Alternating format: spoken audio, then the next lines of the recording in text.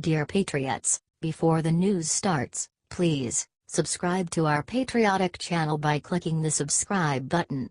Give us a thumbs up to this video. Don't forget to leave your opinion below in the comments section. Share the news on Facebook and Twitter so your friends see it. Thank you. Emotions run high at gun control demonstration.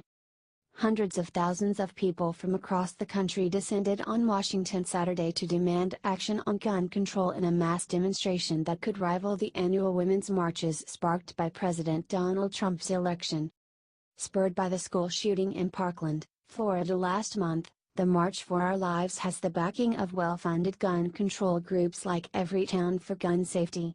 They are organizing youth voter registration drives and running crash courses on activism and public policy. More than 800 sibling marches are planned across the United States and in other countries on Saturday. The demonstration is the culmination of years of inaction by lawmakers as mass shootings have continued unabated in America.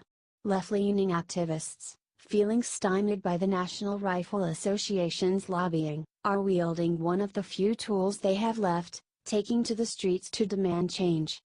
The adults haven't been able to make these changes, so the kids are going to show us how it's done, Parkland student Alex Wynn said. Emotions ran high during some of the speeches Saturday. Samantha Fuentes, a Parkland student who was shot in both legs, recited a poem she wrote about the assault. "I was crying tears and blood at the same time," Fuentes told the crowd. She then paused, doubled over and vomited behind the podium. When she recovered after a few moments, Fuentes straightened up and said proudly, "I just threw up on international television and it feels awesome." Shortly after, Emma Gonzalez, the Marjorie Stoneman Douglas student who has become one of the most recognizable faces of the youth movement demanding gun control reform, took the stage. Crying, Gonzalez read the Parkland victims' names and took a long pause. Pennsylvania Avenue was completely silent, save for the shudder of cameras and distant sirens. Students on stage and in the crowd began chanting, "Never again." Gonzalez then paused for 6 minutes and 20 seconds, to represent how long Nicolas Cruz was shooting in the school. "This is what democracy looks like," protesters chanted throughout the rally. Ridership numbers. Public transportation confirmed a large turnout, though perhaps not as large as the Women's March in January 2017. As of 1 p.m., Washington Metrorail had given 207,000 rides, officials said, compared to about 230,000 for an entire normal Saturday. The Women's March drew 1 million rides for the whole day, according to news reports at the time, the second busiest day ever behind Barack Obama's inauguration in 2009. People began streaming toward Pennsylvania Avenue hours before the march began. Police were everywhere, stationed at metro stations and every few feet along the route.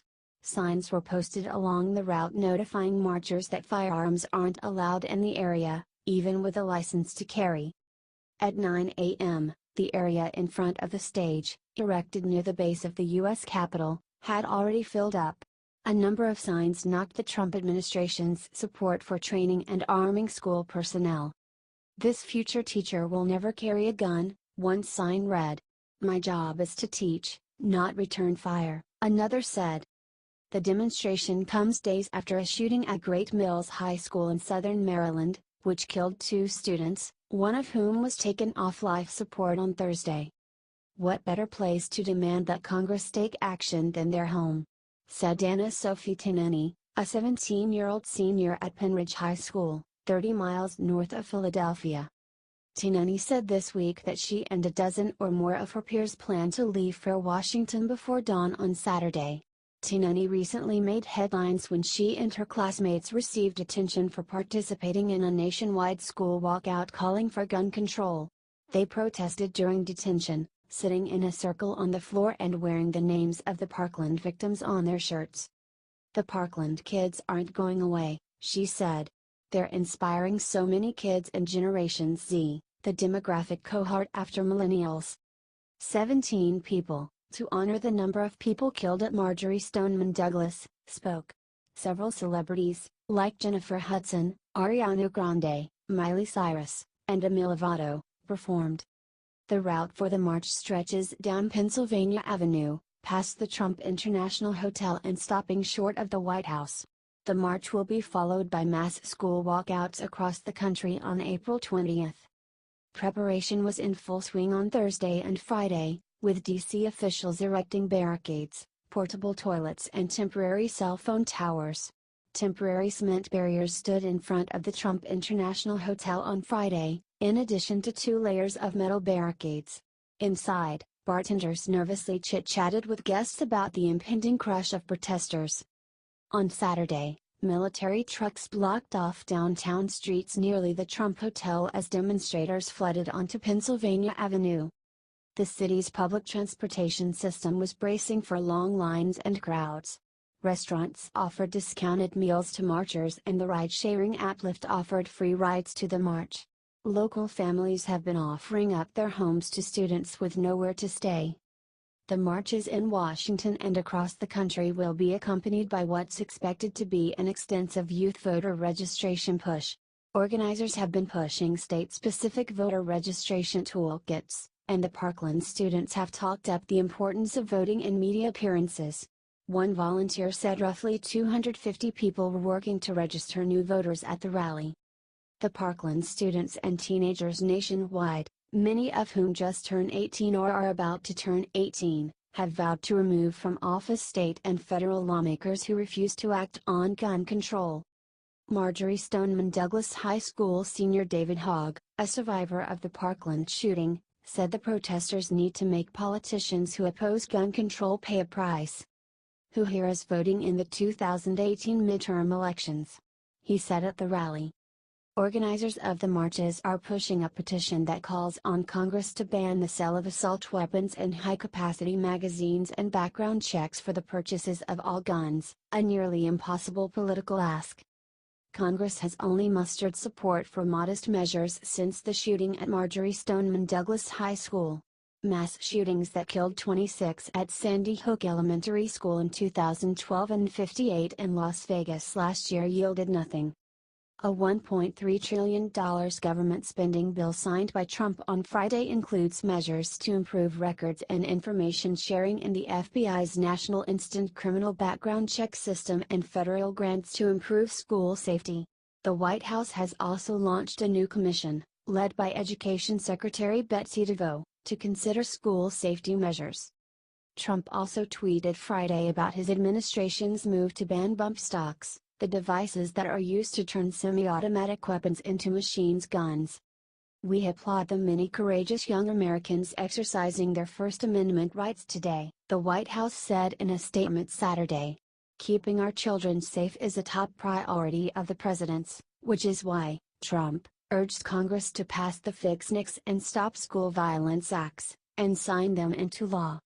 Many adults took to the streets, too, saying they were inspired by personal experiences with gun violence. Danny Robb, a 64-year-old retired Air Force colonel, traveled from then 7,000 miles from Okinawa, Japan to Washington. On March 24, 1998, 20 years ago today, 2 gunmen shot up his daughter's middle school in Jonesboro, Arkansas, killing 5 people. She happened to stay home that day, but a friend she sat next to in class was killed. Now, Robb said he hopes young people will succeed where his generation fell short. In the military, you're taught that to be a good leader you have to be a good follower, Robb said. And the kids need to take the lead on this.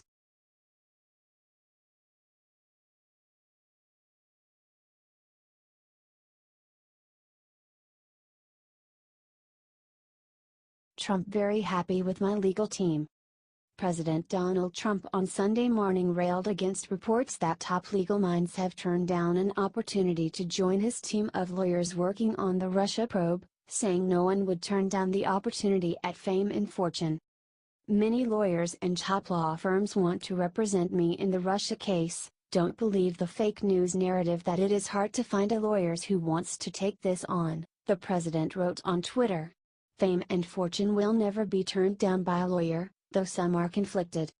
Trump added that the problem is a new lawyer or law firm will take months to get up to speed, if for no other reason than making bill more which is unfair to our great country, and I am very happy with my existing team. Later Sunday, Trump attorney Jay Sekulow said in a statement that the president was reversing course and not hiring Joseph DeGenova and Victoria Toensing, a husband and wife team whose possible work for the president proved to be controversial. The Washington Post has reported that former Solicitor General Theodore Olson, best known for representing George W. Bush in Bush v. Gore, the landmark fight that determined the winner of the 2000 presidential election, turned down an opportunity to join the president's team. The news came days before John Dowd, the lead lawyer for Trump on special counsel Robert Mueller's probe, resigned. DeGenova, who has been critical of Mueller's investigation, was hired March 19. On Sunday, Trump said once again that there had been no collusion between his campaign and the Russian government. Addressing concerns that $1.6 billion for border security in the just-passed omnibus bill is not enough for a border wall with Mexico, the president added simply, "It is just a down payment. Work will start immediately."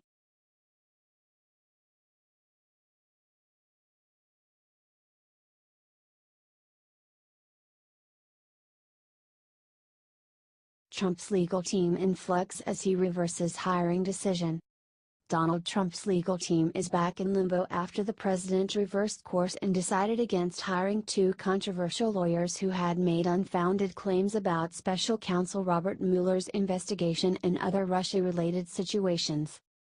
In a statement released Sunday morning, Trump attorney Jay Sekulow cited conflicts of interest as the reason Joseph DeGenova and Victoria Toensing, a married couple, would not be signing on. The two had been set to represent the president personally, not the White House, in the probe into Russian meddling in the 2016 election. "We thank the president for his confidence in us and we look forward to working with him on other matters," DeGenova and Toensing said in a joint statement. The personnel turmoil comes as Trump's attorneys negotiate a potentially critical interview between the president and Mueller's investigators. It's unclear who is representing the president in those talks. While Trump last week signaled that he was willing to answer questions from Mueller, he'd been urged by John Dowd, his lead personal lawyer since last June, and outside advisors to avoid doing an interview because of the possibility he might commit perjury. The short-lived prospect of adding the husband and wife legal team caused waves from the start.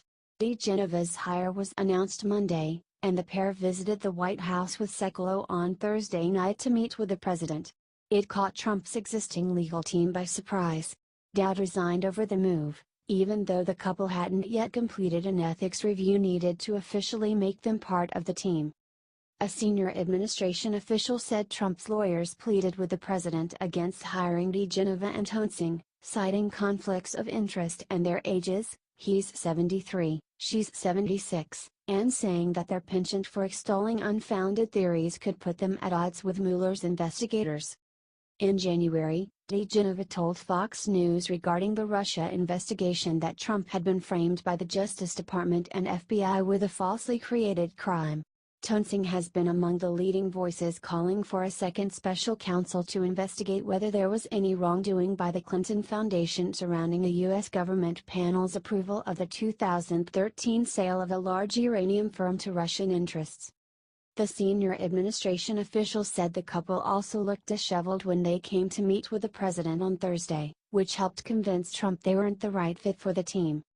Both DeGenova and Toensing did have potential conflicts in the Russia case. Their firm represented Mark Corallo, the former Trump legal team spokesman who was interviewed in February in the Mueller probe. And they represented Sam Clovis, a Trump 2016 campaign official who supervised foreign policy advisor George Papadopoulos, who pleaded guilty in October for lying to the FBI. Corallo told Politico last Monday he had signed a standard waiver clearing his attorneys to represent Trump. Clovis did not respond to a request for comment about his lawyer's potential new client. Trump has denied his legal team is in turmoil. "Many lawyers and top law firms want to represent me in the Russia case. Don't believe the fake news narrative that it is hard to find a lawyer who wants to take this on. Fame and fortune will never be turned down by a lawyer, though some are conflicted," Trump wrote in two tweets Sunday from his South Florida retreat. Problem is that a new lawyer or law firm will take months to get up to speed, if for no other reason than making bill more, which is unfair to our great country, and I am very happy with my existing team. Besides, there was no collusion with Russia, except by crooked Hillary and the Dems. And now, Trump's personal response on the Russia case is being led by Sekulow, a conservative attorney who has served as the team's most prominent public face since joining last June. Behind the scenes, he's been spearheading the president's legal defense research on some of the constitutional questions involved in Mueller's investigation. Four attorneys with ties to Sekulow's nonprofit, the American Center for Law and Justice, have also contributed: Emory Law School senior lecturer Mark Goldfeder, Stuart Roth, a longtime legal partner and a Mercer University Law School classmate, former federal prosecutor and Georgia State Attorney Andrew Economou, and ACLJ senior counsel Benjamin Cisney. Informally, Trump also continued to speak with his longtime lawyer Mark Kasowitz, a New York-based attorney who originally led the president's Russia response but stepped down last summer. He's also been in contact with Jeanine Pirro, a Fox News Channel host the president has known for decades. The official White House response has been led by Ty Cobb. The president has told Cobb his job is safe, but he has also been soliciting outside advice on whether a shakeup is needed. Cobb has preached cooperation with Mueller as the best approach for clearing the president from the cloud of investigation, though he's repeatedly been overly optimistic in his attempts to signal when the probe could end. Cobb has not responded to a series of requests for comment over the past week, though he said Thursday night he still worked at the White House. In an interview, former Cobb law partner Robert Bennett last week called for Cobb to resign to preserve his professional reputation. "I hope my friend Ty Cobb will leave the team. He's not helping himself or his reputation," said Bennett, a former personal attorney to President Bill Clinton. Trump has been gauging interest for weeks from other prominent attorneys, including former George W. Bush Solicitor General Ted Olson, who recently turned down an offer from Trump by citing conflicts with his law firm. "The notion of saying no to represent the President of the United States is kind of amazing," Bennett said. Eliana Johnson contributed to this report.